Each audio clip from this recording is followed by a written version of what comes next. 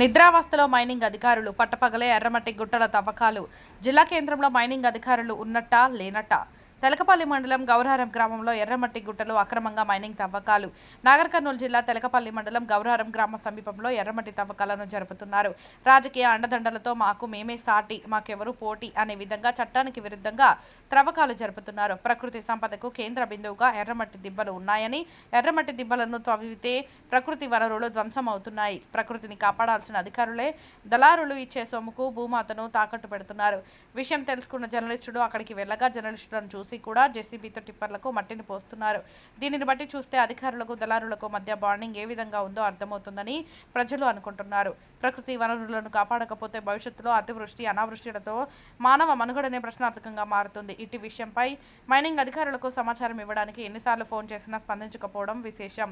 ఇకనైనా ప్రకృతి సంపదలను, అక్రమ ఎర్రమట్టి రవాణాను అధికారులు కాపాడవలసిన ప్రజలు కోరుకుంటున్నారు.